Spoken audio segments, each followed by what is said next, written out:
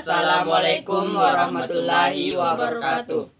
Saya Andi Muhammad Ekor Fatir. Saya Alinadia Kartika Ramadhani. Saya Angga Saputra. Kami dari kelompok 1.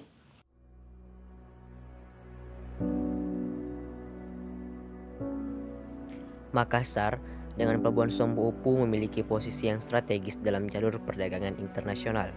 Pelabuhan Sombo Upu telah berperan sebagai bandar perdagangan tempat persinggahan kapal-kapal dagang dari timur ke barat atau sebaliknya. Sebagai contoh, kapal-kapal pengangkut rempah-rempah dari Maluku yang berangkat ke Malaka sebelumnya singgah dulu di Pelabuhan Sombo Upu. Begitu pula barang dagangan dari barat yang akan masuk ke Maluku juga melakukan bongkar muat di Sombo Upu. Dengan melihat peran dan posisi Makassar atau kerajaan Goa yang strategis, VOC berusaha keras untuk dapat mengendalikan Goa. VOC ingin menguasai Pelabuhan Sombo Upu serta menerapkan monopoli perdagangan. Untuk itu, VOC harus dapat menundukkan kerajaan Goa. Berbagai upaya untuk melemahkan posisi Goa terus dilakukan. Sebagai contoh, pada tahun 1634, VOC melakukan blokade terhadap Pelabuhan Sombo Upu, tetapi gagal karena perahu-perahu Makassar yang berukuran kecil, lebih lincah, dan mudah bergerak di antara pulau-pulau yang ada. Bahkan dengan menggunakan perahu-perahu tradisional seperti Padewakang, Palari, Sopo, dan yang sudah begitu terkenal perahu pinisi, mereka sudah biasa mengarungi perairan Nusantara. VOC pun merasa kesulitan untuk memburu dan menangkap perahu-perahu tersebut. Oleh karena itu, saat kapal-kapal VOC sedang patrol dan menemui perahu-perahu orang-orang Bugis, Makassar, dan yang lain, segera diburu, ditangkap, dan dirusaknya.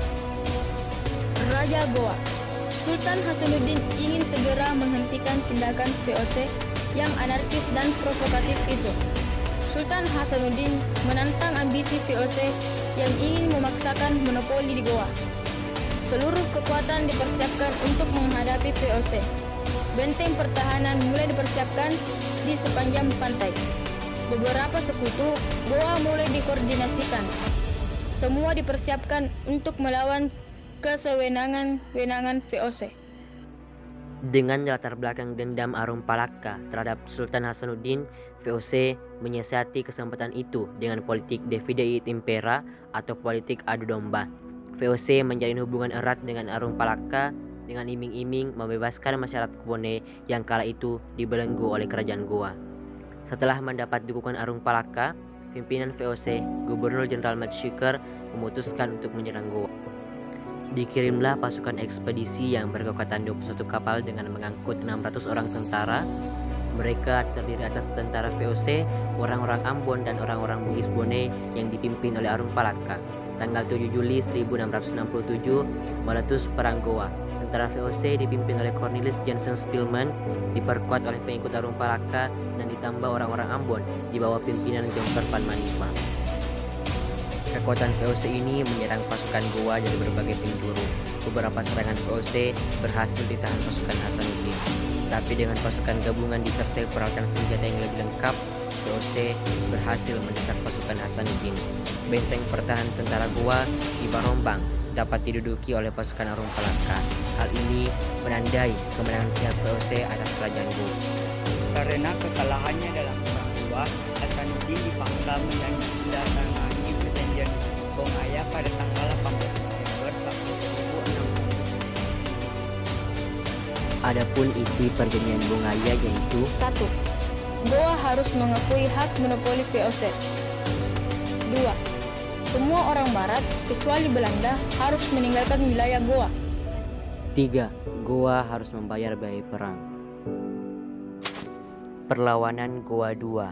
Karena Sultan Hasanuddin menolak melaksanakan isi perjanjian Bongaya karena dianggap bertentangan dengan hati nurani dan semboyan masyarakat Goa atau Makassar, pada tahun 1668 Sultan Hasanuddin mencoba menggerakkan kekuatan rakyat untuk kembali melawan kesewenang-wenangan VOC itu.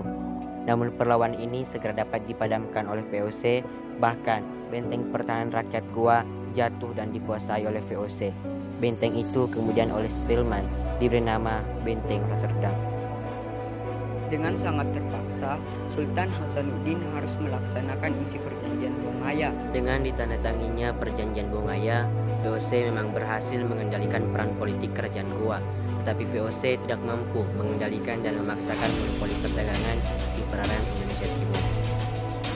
Adapun penyebab kegagalan monopoli perdagangan VOC di Indonesia Timur yaitu yang pertama, kemungkinan membatasi perdagangan yang didukung dengan motif mencari untung dipadu dengan kondisi geografis yang sulit terpantau sehingga mudah untuk melakukan penyelundupan dagang.